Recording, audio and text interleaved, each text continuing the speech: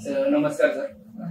तर ठीक आहे, सर्वप्रथम मी तुम्हाला तुमच्या शाळेबद्दल आणि तुमचा जो बिझनेस होते त्याला भरपूर साऱ्या शुभेच्छा देऊ इच्छितो. आणि सर, आता तुम्हाला जसं माहितीच आहे, आपल्या पॉडकास्ट मध्ये आपण जो युथ आहे त्यांना आपण टार्गेट करतो. त्याच्यामध्ये आता तुम्ही खूप सक्सेसफुल बिझनेसमॅन आहात. बजाजनगर आणि छत्रपती संभाजीनगरमध्ये तुम्हाला खूप नाव आहे, खूप नामांकित आहात. तुम्हाला ओळखत नाही असं क्वचित कोणीतरी असेल की तुम्हाला ओळखत नसेल. बाकी बाल विद्यार्थ्यांपासून ते खूप मोठे बिझनेसमॅन जे काही नसतील ते तुम्हाला ओळखतात, पॉलिटिशियन असो कोणीही असो. तर त्यासाठी तुम्हाला खूप खूप शुभेच्छा. आणि तुमचा हा जो जर्नी आहे तो आम्हाला किंवा आमच्या युथला ऐकायला आवडेल. तर त्या संदर्भात आम्ही काहीतरी प्रश्न निर्माण केले. या उपक्रमाबद्दल तुझं सुद्धा धन्यवाद सर, खूप खूप धन्यवाद. आणि या संदर्भात आम्ही काही प्रश्न निर्माण केलेले आहेत, तर ते आम्ही तुम्हाला विचारू इच्छितो. चालेल. तर सर्वप्रथम सर, आम्हाला तुमच्या बालपणाबद्दल सांगायचं. मी तसा मूळ बारामती तालुक्यातला, पुणे जिल्ह्याचा, आणि आमचं भोंडेवाडी नावाचं एक छोटीशी वाडी आहे. ती जास्तीत जास्त 500 घरं असलेली ती वाडी आहे छोटी. आणि त्या वाडीत जिल्हा परिषदची शाळा होती. त्या जिल्हा परिषदच्या शाळेमध्ये इयत्ता 1ली पासून तर 7वी पर्यंत त्या ठिकाणी मी शिक्षण घेतलं. आणि ते शिक्षण घेत असताना शेतातली कामं करून आम्हाला शिक्षण करावं लागायचं. फक्त शिक्षण हा विषय आमच्यासाठी नव्हता. म्हणजे शाळा 10 वाजता असायची आणि शाळा 5 वाजता सुटायची. सकाळी 6 वाजल्यापासून 10 वाजेपर्यंत शेतात आणि संध्याकाळी 5 वाजल्यापासून 7 वाजेपर्यंत शेतात कंपल्सरी. आणि नंतर उरलेल्या वेळामध्ये रात्री आणि सकाळी लवकर उठून अभ्यास करायचा. तेवढाच आमचा अभ्यास होता.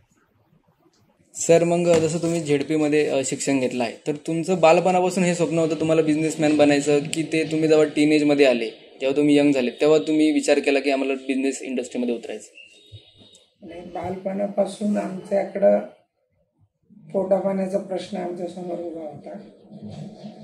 संपूर्ण कुटुंब शेतीवर अवलंबून असल्यामुळे प्रत्येक वर्षी शेत व्यवस्थित पिकेल आणि धान्य घरात येईल याची काही हमी नव्हती. त्यामुळं अगदी लहानपणापासून एकच आमच्या डोक्यामध्ये होतं की आपल्याला छोटी मोठी नोकरी करायची आणि आपला उदरनिर्वाह करायचा. याच्या व्यतिरिक्त लहानपणी कुठलाही दृष्टिकोन डोक्यात कधी आला नाही माझ्या. मग तुमचं बालपणाचं स्वप्न काय होतं सर? बालपणाचं हे स्वप्न होतं की फक्त नोकरी करायची आणि माझा आणि माझ्या परिवाराचा उदरनिर्वाह चांगल्या पद्धतीने करायचा, एवढंच डोक्यात होतं. सर, तुम्हाला जे भाऊ किंवा बहीण होते किंवा आहेत, त्यात तुम्ही मोठे होते की छोटे होते? आम्ही 4 भाऊ आहे. त्यातला मी दुसऱ्या नंबरचा आहे. 2 लहान भाऊ आहेत, 1 मोठा भाऊ आहे. मग तुमच्या ज्या घरात रिस्पॉन्सिबिलिटीज होत्या लहानपणी, जसं की आता तुम्ही म्हटलं की तुम्ही शेती करायची, तर कसं असतं गावाकडे की रिस्पॉन्सिबिलिटी खूप टफ असतात आणि त्यात तुम्ही खूप गरीब परिस्थितीतून आहात, जसं तुम्ही सांगितल्याप्रमाणे.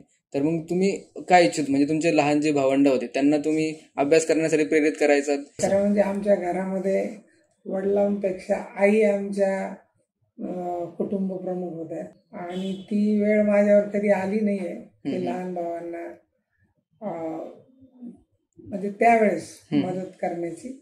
परंतु भविष्यामध्ये मी ज्यावेळेस नोकरीला लागलो त्यावेळेस लहान भावांनाही बरोबर घेऊन त्यांचं शिक्षण आणि त्यांच्या नोकऱ्या वगैरे याच्यासाठी मी प्रयत्न करून त्यांना सर्व मी मिळवून दिलं. पण लहानपणी सर्व काही पाहिजे आमची आईच पाहिजे. मग सर, तुम्ही जसं म्हटलं की झेडपी जी होती 7वी पर्यंत होती, मग 7वीच्या पुढचं शिक्षण तुम्ही कुठे केलं? मी 7वीचं पुढचं शिक्षण छत्रपती शहाजीराजांच्या जहागिरीचं जे गाव आहे सुपे, त्या गावामध्ये श्री शहाजी हायस्कूल सुपे हे हायस्कूल होतं. आणि आमच्या वाडीपासून ते साधारण 4 किलोमीटर अंतरावर आहे. आणि तिथून वाडीवरून गावामध्ये जाण्यासाठी आम्हाला 4 किलोमीटर चालत जावं लागायचं. आणि 8वीचा खर्च हा घरच्यांना पेलत नव्हता. त्यामुळं मी इयत्ता 8वीपासून आपले पाव, बटर, बिस्किट, पोळ्या, फुटाणे या सगळ्या गोष्टी सकाळी 6 वाजता उठून आमच्या 3-4 वाड्यामध्ये म्हणजे आजूबाजूला सगळ्या वाड्या आहे आमच्या, वाडी, खंडोखैरेवाडी, बोरकरवाडी, आमची मोंडवेवाडी, असं सगळ्या वाड्यामध्ये हे गोष्टी विकायच्या आणि त्यातून जे काही पैसे येतील ते पैसे शाळेसाठी वापरायचे. असं इयत्ता 8वीपासून तर 10वीपर्यंत म्हणजे स्वतः व्यवसाय करून माझं शिक्षण झालं आणि व्यवसायाची मुहूर्तमेढ तिथंच रोवली गेली. व्यवसायाचं ज्ञान मला त्याच वेळेस ज्ञात झालं. म्हणजे तोच तुमचा पहिला व्यवसाय होता? पहिला व्यवसाय तोच होता. तर 10वी नंतर म्हणजे तुम्ही जसं म्हटलं की तुम्ही चहा, तोच खारी वगैरे विकण्यात, त्याच्यामध्ये तुम्हाला काही अडचणी आल्या का सर? कसं असतं की सध्याच्या टीनेज मुलांना कसं असतं, लाज वाटते की कुठलंही काम करण्यासाठी. काय परिस्थिती माणसाला सर्व शिकवते. वाईट परिस्थिती आल्यावर लाज बीज काही वाटत नाही माणसाला. म्हणजे जर लाज वाटली तर मग शाळेतून घरी राहा किंवा मग दुसऱ्याच्या रोजंदारीला कामाला जा. हा पर्याय समोर असल्यामुळे हा पर्याय चांगला होता. तुम्हाला त्यावेळेस असा काही विचार नाही आला का की मी बटर खारी नाही विकणार किंवा माझ्या घरच्यांनी माझं पालन पोषण केलं पाहिजे? घरच्यांची परिस्थितीच नव्हती ना, ते समजत होतं नाही. आता 8वीत म्हणल्यानंतर समजदार मुलं असतात, सगळं समजतं त्यांना घरची परिस्थिती. मला पण समजत होती की घरी काहीच नाही तर आपल्याला करावं लागेल आणि मग त्यातून शिकायला मिळालं. सर मग जसं की 10वी नंतर तुम्ही गाव सोडलं होतं की गावात राहून शिक्षण केलं? पुढचं गाव सोडावं लागलं. मी 10वी नंतर ITI ला, DED ला ऍडमिशनसाठी प्रयत्न केले आणि मला DED ला पण सिलेक्शन झालं माझं, ITI ला पण शिक्षण झालं सिलेक्शन. परंतु त्यावेळेस शिक्षकांना पगार कमी असायचा, कंपन्यामध्ये पगार जास्त असायचा. त्यामुळं सर्वांनी मला गायडन्स केलं की तू DED करण्याऐवजी ITI कर. म्हणून मग मी ITI केलं आणि नंतर मग पुण्यामध्ये थर्मॅक्स म्हणून एक कंपनी आहे, खूप चांगली कंपनी आहे. ते बॉयलरचं त्यांचं प्रोडक्शन आहे. त्या कंपनीमध्ये मग अप्रेंटिस केलं आणि माझं अप्रेंटिस झाल्यानंतर मग मी बजाज ऑटो आपल्या संभाजीनगरला सिलेक्ट. मग सर तुम्ही जॉब सोडून, आता सध्याच्या पिढीमध्ये कसं आहे की जॉब सोडून कोणी बिझनेसमध्ये नाही उतरत, तर तुमचा तो निर्णय कसा होता? त्याच्यामध्ये तुम्हाला काय काय अडचण आला की जेव्हापासून तुम्ही तुमचा चालू जॉब सोडला? खरं म्हणजे मी चांगल्या कंपनीत कामाला होतो बजाज ऑटोमध्ये आणि साधारण त्यावेळेस मला 23-24 हजार पगार पण मिळायचा. परंतु माझी लहानपणापासून एक व्यापार डोक्यात असल्यामुळे मी नोकरी करता करता व्यवसाय करायचो. नोकरी बी करायचो, किराणा दुकान पण होतं माझं, भाजीपाल्याचा व्यवसाय पण होता आणि त्यामुळं मला कंपनीपेक्षा बाहेर जास्त पैसे मिळायचे. म्हणजे माझ्याकडं माझा भाऊ, माझी मिसेस हे काय करायचे, किराणा आणि भाजीपाला हे 2 व्यवसाय करायचे आणि मी त्यांना सपोर्ट करायचो. तर त्यातून मला चांगलं 5-50 हजार उत्पन्न यायचं. कंपनीपेक्षा दुप्पट पगार इकडे. त्यामुळं मग मी हळूहळू विचार केला आपण व्यापारच वाढवू आणि कंपनीला पूर्णविराम देऊ. हा विचार करून नंतर मी 2002ला कंपनीचा राजीनामा दिला, हॉटेल व्यवसायात आलो आणि हॉटेल व्यवसायातून भरपूर अशी म्हणजे प्रगती झाली. त्याच्यामध्ये आम्हाला चांगला प्रॉफिट मिळाला आणि त्यामुळे मग मी नोकरी सोडली आणि व्यवसायासाठी वळालो. तर सर त्याच्यानंतर तुमच्या आयुष्यातला सर्वात मोठा पाऊल कोणता होता व्यवसायामधला? खरं म्हणजे असं काही रिस्क मला कुठंच वाटली नाही. परंतु बरेच लोक मला म्हणायचे की तू बजाज ऑटो सारखी नोकरी सोडू नको आणि धंद्यामध्ये काही खरं नसतं. परंतु मला माझा आत्मविश्वास होता की मला धंद्यामध्ये निश्चित यश येईल आणि त्या आत्मविश्वासावर मी बजाजची नोकरी सोडली आणि माझ्या भावांना, भाच्यांना, मावस भावांना बरोबर घेऊन अनेक उद्योग केले. उद्योग नाही केला, 5-6 उद्योग केले. आमच्याकडे किराणा दुकान होतं, कापड दुकान होतं, कोल्ड्रिंक्सची एजन्सी होती, ऑटोमोबाईलचं दुकान होतं, हॉटेल व्यवसाय होता, किराणा दुकान होतं. हे सगळं सामूहिक आम्ही, हे सगळे घरचे लोक होते. आमचं कुटुंबात जवळपास 25-30 लोकांचं कुटुंब होतं आणि त्या कुटुंबात सगळे निर्णय माझ्याकडे असायचे आणि त्यामुळे मला पूर्ण आत्मविश्वास आला होता की नोकरीत काहीच मिळत नाही आहे. बरोबर. त्या मानाने मी बाहेर व्यवसायात खूप काही जास्त कमवू शकतो आणि ते लक्षात घेऊन मी बजाज ऑटोचा राजीनामा दिला.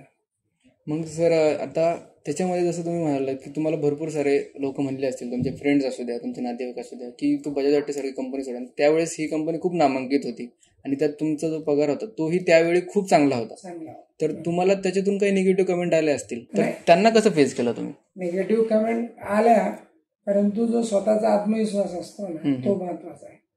आणि मला पूर्ण आत्मविश्वास होता की आपण नोकरीपेक्षा व्यवसायामध्ये जास्त कमाई करू शकतो आणि आपल्या स्वतःबरोबर आपल्या सर्व भावंडांचं, नातेवाईकांचं पण याच्यामध्ये भलं होऊ शकतं. अनेक लोकांना आपण काम देऊ शकतो. ह्या हेतूने तो मी निर्णय घेतलेला त्यावेळेस. तर मग सर आता एक यूथचा खूप मोठा प्रॉब्लेम आहे की म्हणजे त्यांना जर 4 लोक जर येऊन सांगतायत की हे तू करू नको तर ते तिथं खचल्या जातात. त्याच्यावर तुम्ही काय सोल्युशन द्याल यूथला? खरं म्हणजे ना, प्रत्येकाचं ऐकायचं असतं, परंतु आपल्या मनाला जे पटतं तेच करायचं असतं. आणि बऱ्याच वेळा लोक म्हणजे निगेटिव्ह सांगत असतात, कारण ते आपल्याचा आत्मविश्वास काय आहे किंवा आपलं ज्ञान काय आहे त्या विषयातलं ते जाणत नसतात किंवा त्यांना ते माहीत नसतं. आम्ही इकडं राहायला आलो पाहिजे त्यावेळेस या परिसरात एकही शाळा नव्हती आणि मुलांना पंढरपूर किंवा शहरात शाळेत जावं लागायचं आणि त्यावेळेस बस सुविधा उपलब्ध नव्हती, रिक्षा इकडे यायच्या नाही आहेत आणि ही आमच्या मुलांच्या शाळेला अडचण आली म्हणून आम्ही आपल्या मराठवाड्याचे भूषण असलेले श्राफ साहेब तर त्यांच्याकडे गेलो आणि त्यांना सांगितलं की बाबा आमच्या परिसरात एखादी शाळा सुरू करा, नवीन वस्ती होते तिकडं शाळा नाही आहे. तर त्यांनी त्यावेळेस सांगितलं, आता माझं वय झालं, मला शाळा सुरू करणं शक्य नाही आहे, पण तुम्ही शाळा सुरू करा तिकडे, मी तुम्हाला मदत करतो. आणि त्यांनी आम्हाला मोटिवेट केलं. आम्ही 5-6 लोक बजाजचे सगळे मग किशनचंद तनवाणी साहेबांकडे गेलो आणि त्यांनी आम्हाला हो म्हटलं की मी तुम्हाला जागा घेऊन देतो, बिल्डिंग बांधून देतो, तुम्ही शाळा चालवा.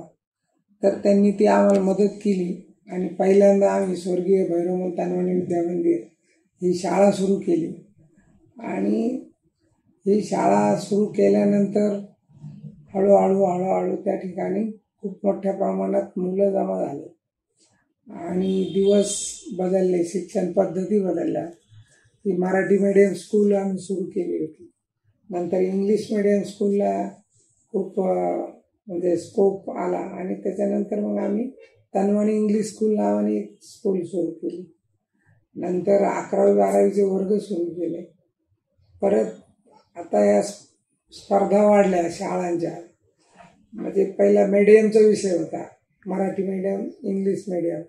त्याच्यानंतर बोर्डचा प्रश्न आला, SSC board, CBSE board, ICSE board किंवा IB बोर्ड, अशा बोर्डचा विषय आला. मग CBSE बोर्डची स्कूल आम्ही पहिल्यांदा तनवाणी स्कूल सुरू केली, परंतु त्याच्यामध्ये पण काही लिमिटेशन त्या ठिकाणी यायचे खर्चाचे वगैरे. त्यामुळं मग एक अद्ययावत शाळा असावी की मुलांना परिपूर्ण सुविधा त्या ठिकाणी मिळाव्यात. मुलं म्हणजे शहरामध्ये जे जातात अजूनसुद्धा ते जाऊ नयेत आणि कमी खर्चामध्ये जागतिक दर्जाचं शिक्षण त्यांना मिळावं या उद्देशाने ही शाळा सुरू केलेली आहे. आणि या शाळा सुरू करण्यापाठीमागं अजून एक उद्देश आहे की आमचे सद्गुरू श्री वामनराव पै सांगतात की माणसाच्या जीवनामध्ये सुख जर पाहिजे असेल तर तुम्हाला जितकं तुम्ही पैसा किंवा धन संपत्ती जमा करण्यासाठी वेळ देता तेवढाच वेळ आपण पुण्य कमावण्यासाठी पण दिला पाहिजे. आणि पुण्य आपल्याला निस्वार्थ भावाने समाज उपयोगी काम केलं तरच मिळतं आणि निस्वार्थ भावाने समाज उपयोगी काम या शाळेच्या माध्यमातून करण्याचं ठरवलेलं आहे. आणि हा देश जगाच्या पाठीवर एक नंबर व्हावा आणि सगळं जग सुखी व्हावं अशा पात्रतेची मुलं या ठिकाणी निर्माण करून त्यांच्या माध्यमातून आपल्या देशाची प्रगती करण्याचा मानस सद्गुरू श्री वामनराव पै यांच्या संदेशाने आम्ही या ठिकाणी करत आहोत. ठीक. सर, एक शाळा सुरू करणं खूप मोठा निर्णय असतो. म्हणजे कितीही पॉवरफुल पर्सन असलं तरी त्याच्यासाठी तो खूप मोठा निर्णय असतो. तर शाळा सुरू करताना तुम्हाला कोणते अडथळे आले आणि तुम्ही त्या अडथळ्यांना कसं सामोरे गेलात? त्या अडथळ्यांमध्ये तुम्हाला कोणी साथ दिली किंवा कोणी कसं म्हणता येईल की कोणी सपोर्ट नाही केला, पण तुम्हाला असं वाटतं की आज कदाचित त्यांनी सपोर्ट केला असता किंवा यांनी सपोर्ट केला म्हणून आज हे एवढं सगळं झालंय? खरं म्हणजे शाळा म्हटलं की पालक असू दे किंवा जिल्हा परिषदचे सर्व शिक्षण विभाग असू दे किंवा राजकारणी असू दे, कोणी असू दे, शाळा चालवणारे म्हणजे समाजाला लुटणारे लोक आहेत. हे समाजाची फसवणूक करून स्वतःचं भलं करणारे ही लोक आहेत, असा एक गैरसमज आपल्या सगळ्या समाजामध्ये पसरलेला आहे. परंतु एक काळ असा होता की गव्हर्नमेंट इमारतीलासाठी पैसे द्यायचं, शिक्षकांचा पगार करायचं, बाकी सगळ्या सुविधा गव्हर्नमेंट करायचं. त्यावेळेस अनेक लोकांनी याचा गैरफायदा घेतला आणि सरकारला फसवलं, पालकांना फसवलं आणि तीच भावना अजून पालकांच्या मनामध्ये आहे. परंतु आजच्या परिस्थितीमध्ये शिक्षणामध्ये सुद्धा स्पर्धा निर्माण झालेली आहे. ज्या शाळेचे संचालक मंडळ चांगली शाळा चालवेल, गुणवत्तापूर्ण शिक्षण देईल, त्याच शाळेकडं मुलं जातील, अन्यथा ती शाळेत सुद्धा मुलं जाणार नाहीत. जसे आज जिल्हा परिषदेचे शाळा ओस पडायला लागले किंवा ज्या ग्रँटेड शाळा आहेत तिथं शिक्षक व्यवस्थित शिकवत नाही, त्या शाळेकडं पण पाठ फिरवली पालकांनी. कारण पालकांना सुद्धा समजायला लागले की मुलांना गुणवत्तापूर्ण शिक्षण मिळालं पाहिजे आणि ही स्पर्धेमध्ये जी शाळा टिकेल आणि त्याला जो फीस चार्ज करेल त्याच फीसमध्ये त्याला ते चालवावं लागेल. परंतु जर आपल्या मनाचा ठाम निर्णय असेल आणि जर आपण अगदी पारदर्शीपणे शाळेचा कारभार केला तर माझा अनुभव आहे की पालक पण आपल्याला मदत करतात, सरकार पण मदत करतं, समाज बी मदत करतो आणि ती शाळा चांगली सुरळीत चालते. हा माझा अनुभव आहे. आणि आता पालकांचा दृष्टिकोन सुद्धा बदलायला लागला, कारण खर्च केल्याशिवाय चांगलं शिक्षण मिळू शकत नाही हे आता सगळ्यांना पटलेलं आहे. त्यामुळे शिक्षणावर खर्च न बोलता शिक्षणामध्ये इन्व्हेस्टमेंट हा विषय समोर आलेला आहे आणि त्या दृष्टीने आता महाराष्ट्रातलं शालेय वातावरण तयार झालेलं आहे. पण यामध्ये सरकार म्हणून सरकारची जी भूमिका जितक्या चांगल्या पद्धतीने पार पडायला पाहिजे तितक्या चांगल्या पद्धतीनं सरकारचं लक्ष शाळावर नाही आहे आणि त्यामुळं अजून सुद्धा काही लोक फसव्या जाहिराती करून पालकांकडून लुबाडतायत, हे मात्र सत्य आहे. तर सर, आणखी एक प्रश्न असा की एक यशस्वी उद्योजक, समाजसेवक आणि एक शिक्षणप्रेमी हे सर्व भूमिका तुम्ही एकत्र निभावता, बरोबर? तर याचा तुम्हाला अनुभव कसा आला? सगळ्यांसाठी 24 तास वेळ परमेश्वराने एक दिवसाचा सगळ्यांसाठी उपलब्ध केलेला आहे. त्या वेळेचा तुम्ही सदुपयोग कसा करता त्याच्यावर तुमचं डिपेंड. माझ्या मते झोपण्याचे 6-7 तास जर सोडले तर बाकी वेळेमध्ये आपण जर चांगल्या विचाराने काम करत राहिलो तर एक माणूस 4 नाही 40 कामं पण करू शकतो. त्यामुळं माझ्यासाठी वेगवेगळे उद्योग करणं किंवा शाळा चालवणं किंवा राजकारण करणं, समाजकारण करणं हे काय मला असं मी काय वेगळं करतोय असं अजिबात वाटत नाही मला. हे सहज शक्य आहे, प्रत्येकाला शक्य आहे. तर सर आणखी एक प्रश्न असा की भोंडे पाटील पब्लिक स्कूल आता भरपूर नगरमध्ये शाळा आहेत, छत्रपती संभाजीनगरमध्ये शाळा आहेत, तर या सर्व शाळांना एक भोंडे पाटील पब्लिक स्कूल कसं वेगळं बनवते? तुम्हाला सांगू इच्छितो की 2 वर्षापूर्वी मुख्यमंत्री माझी शाळा सुंदर शाळा ही स्पर्धा माननीय मुख्यमंत्री एकनाथराव शिंदे यांनी घेतली आणि त्या स्पर्धेमध्ये भोंडे पाटील शाळेला 3 नंबरचा 21 लाख रुपयाचा अवॉर्ड मिळाला आणि तो अवॉर्ड देण्यासाठी अगदी IS कॅटेगरीचे लोक इन्स्पेक्शनसाठी येतात.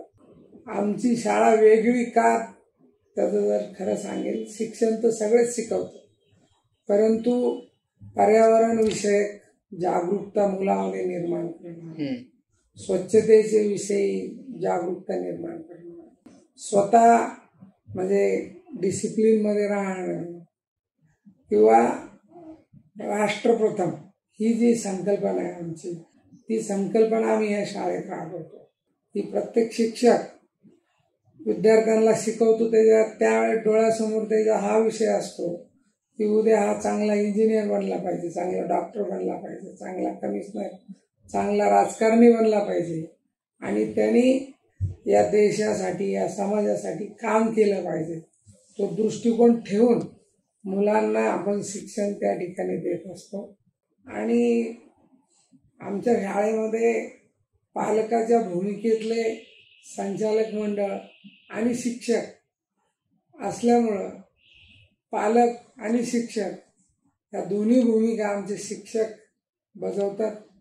मुलांना चांगलं शिक्षण देणं, त्यांच्याकडून करून घेणं, त्यामुळं ही शाळा थोड्या वेळामध्ये खूप जास्त पॉप्युलर झाली आणि आज नो ॲडमिशनचा बोर्ड या शाळेसमोर लागला. याचं सगळं श्रेय आमच्या सर्व शिक्षक वृंदांना जातं, कारण ते ज्या तळमळीने ज्या तयारीने काम करतात त्या तयारीने किंवा त्या तळमळीने इतर शाळांमध्ये काम करताना शिक्षक दिसत नाही.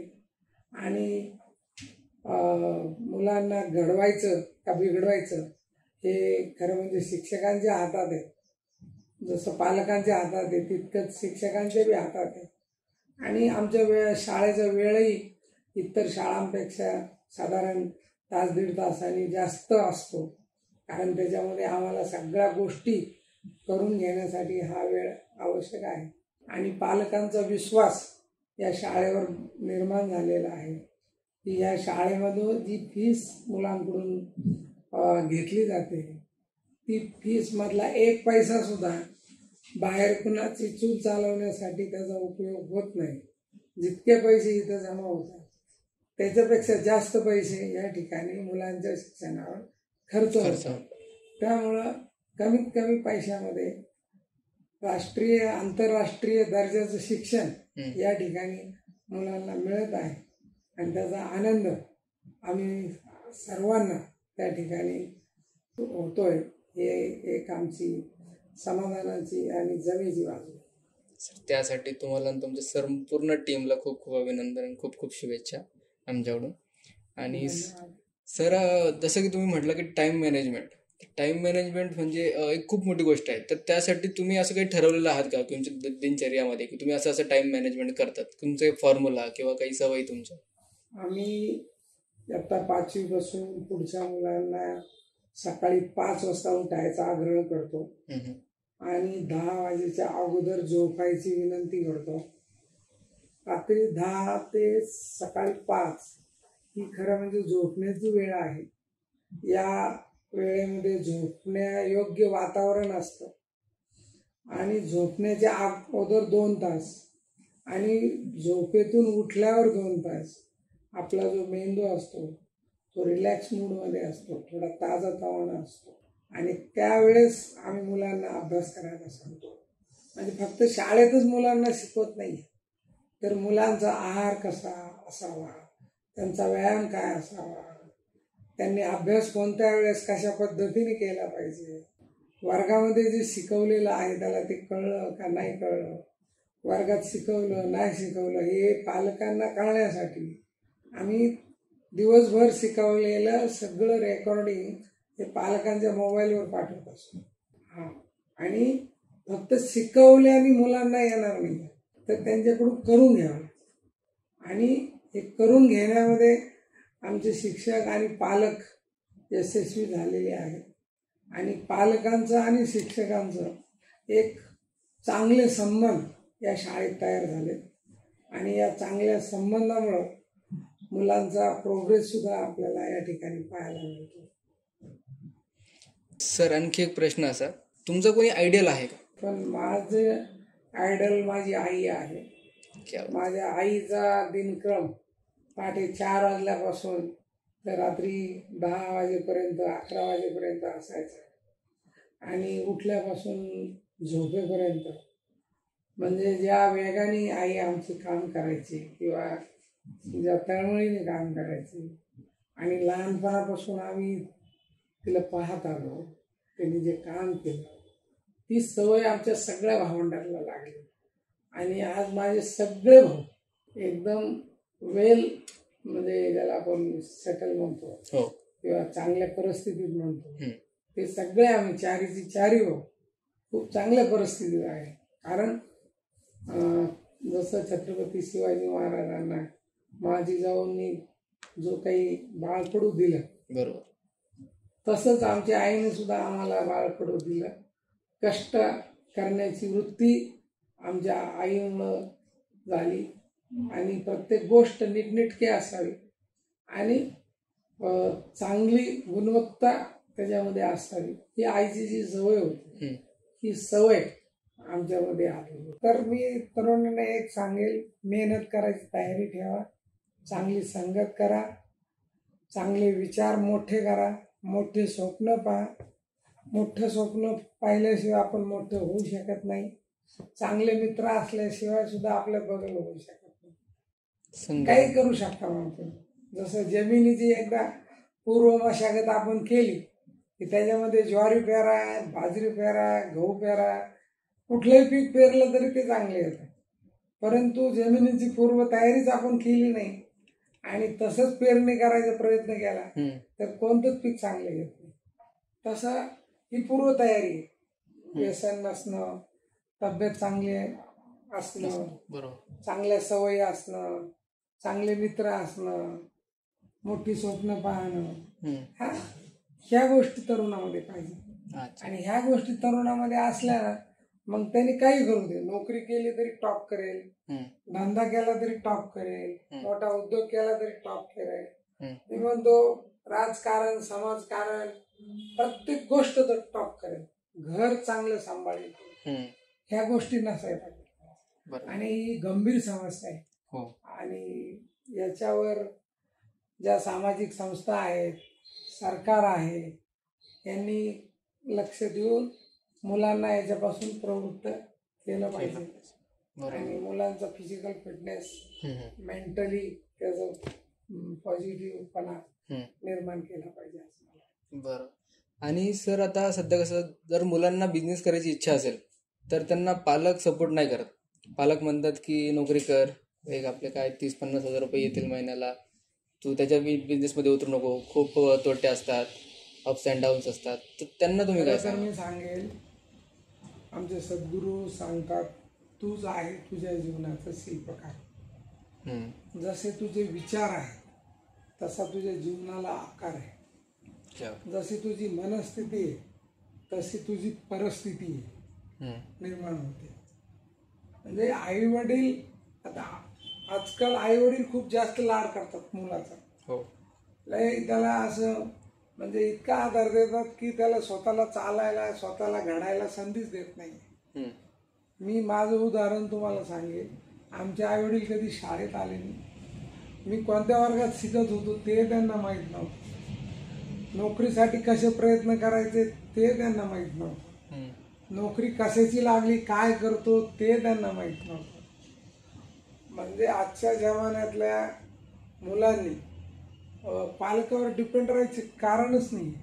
स्वतःच्या पायावर जर उभं राहिला तुम्ही तर निश्चित चांगल्या परिस्थितीला पोहोचताल तुम्ही. परंतु तुम्ही पालकावर डिपेंड राहिला ना तर पालकाची जितकी आपण म्हणू हैसियत आहे तितकंच तुम्ही पोचता.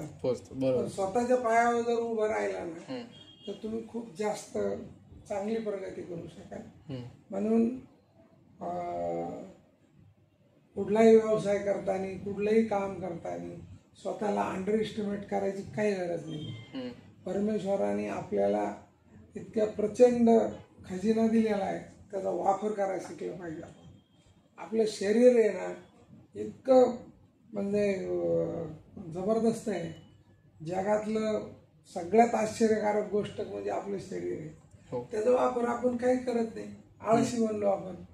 मी म्हणतो इतकं काम करा की संध्याकाळी तुम्हाला 2 मिनिटात झोप लागली पाहिजे, एवढं काम करा. आणि ते बी स्मार्ट वर्क करा, डॉंकी वर्क नाही करा.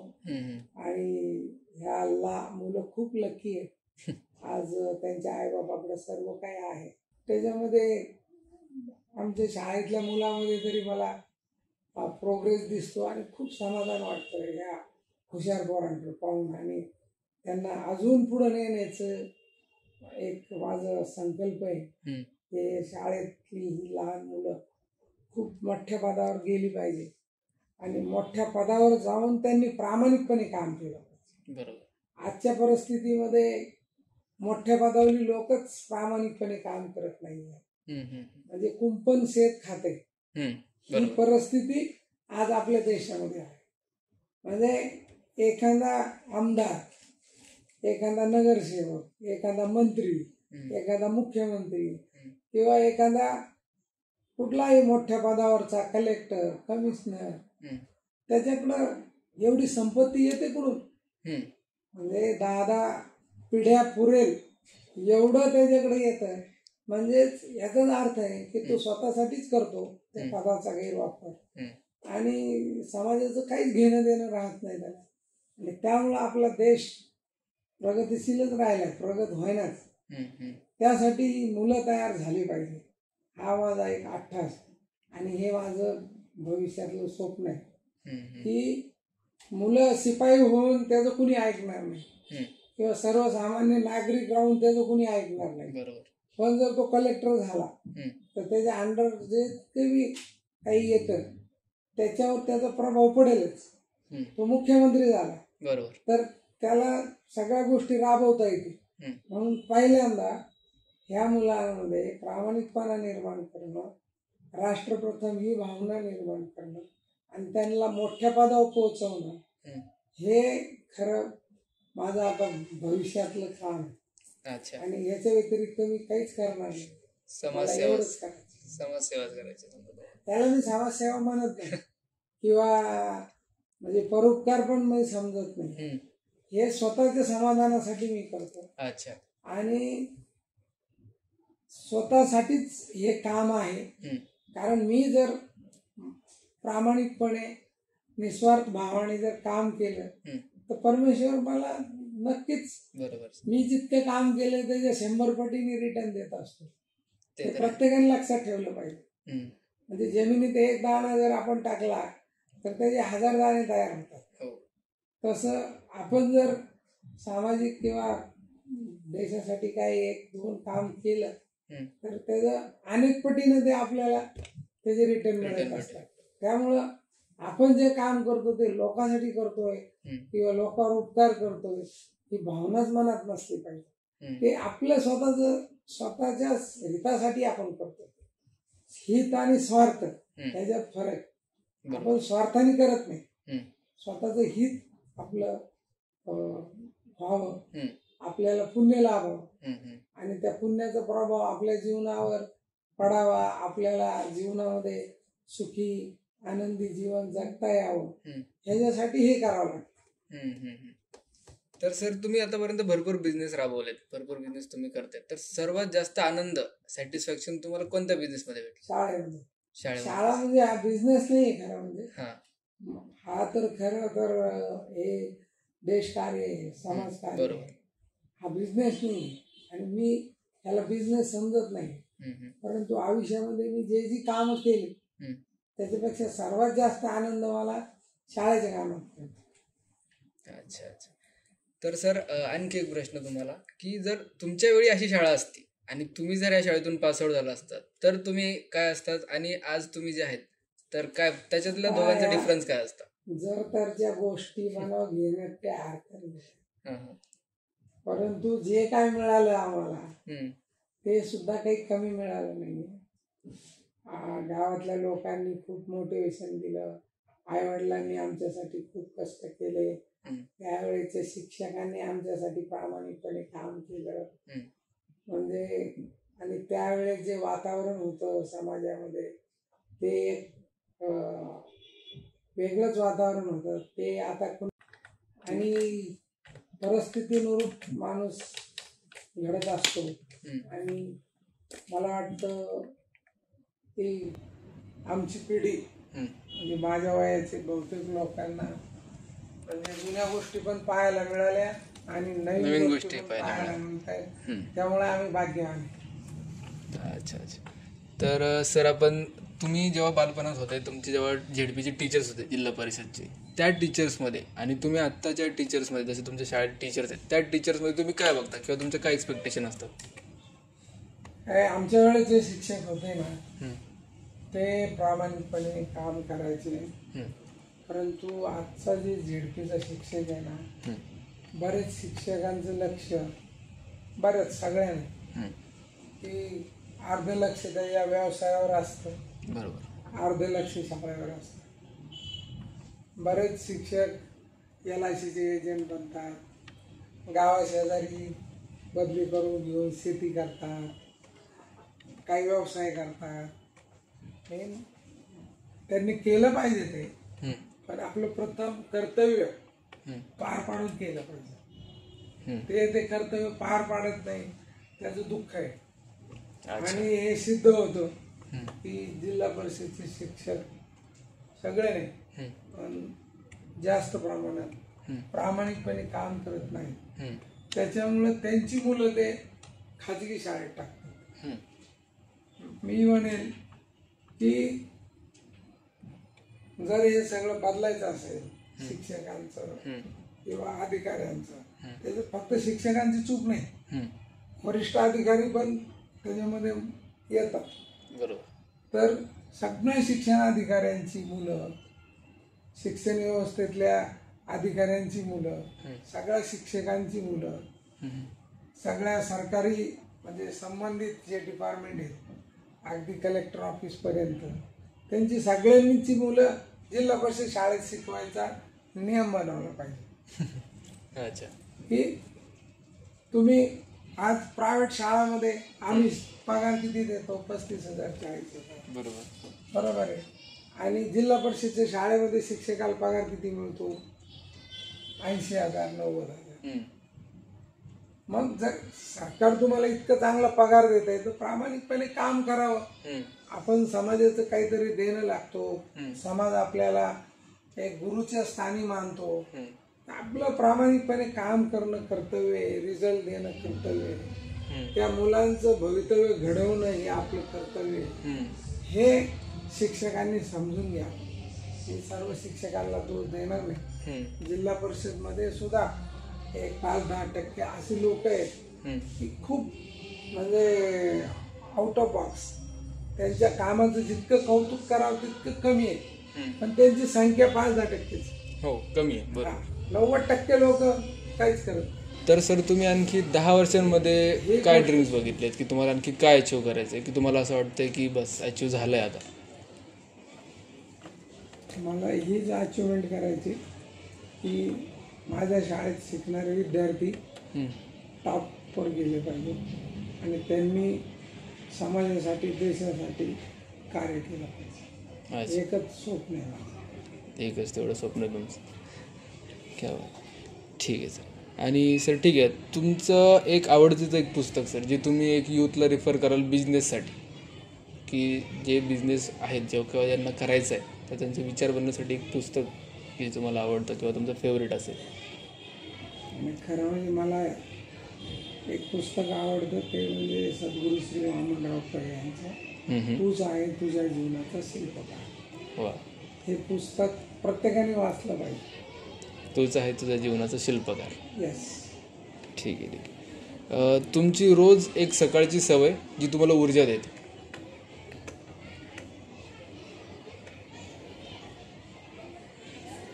खरं म्हणजे सगळा दिवसच मला ऊर्जावान असतो, परंतु सकाळी लवकर उठावं आणि आपल्याला सोशल असा व्यायाम करावा ही ऊर्जा देणारी गोष्ट असते. सकाळी लवकर उठून व्यायाम करावा फक्त.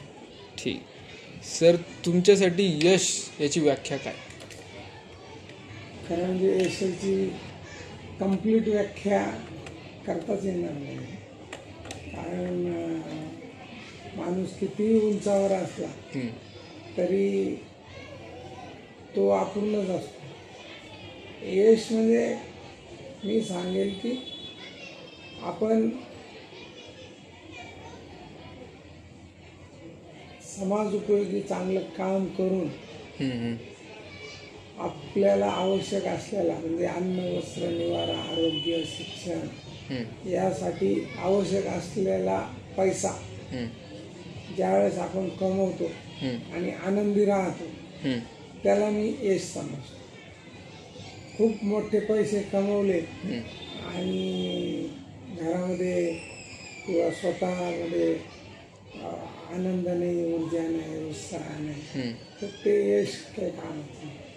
आपण प्रामाणिकपणे समाजोपयोगी काम करून आपल्या ज्या गरजा आहेत, अन्न, वस्त्र, निवारा, शिक्षण, आरोग्य ह्या त्या व्यवस्थित पार पडल्या पाहिजे कुटुंबाच्या, आणि ते सगळे आनंदी असले पाहिजे. म्हणजे ते यशस्वी जीवन आहे त्या माणसाचं असं मी समजू शकतो. बट सर, आजकालचं फक्त बिझनेसमध्ये पैशासाठी उतरतो, म्हणजे त्यांना दिसतं की त्यात पैसा आहे म्हणून त्यांना उतरायचं. मान्य केलेलं आहे, पैसा फक्त सुख देऊ शकत नाही. पैशामुळं सुख नाही, पैशामुळं बऱ्याच म्हणजे कटकटी पण येतात पैशावर, की पैशाची विल्हेवाट कशी लावणार.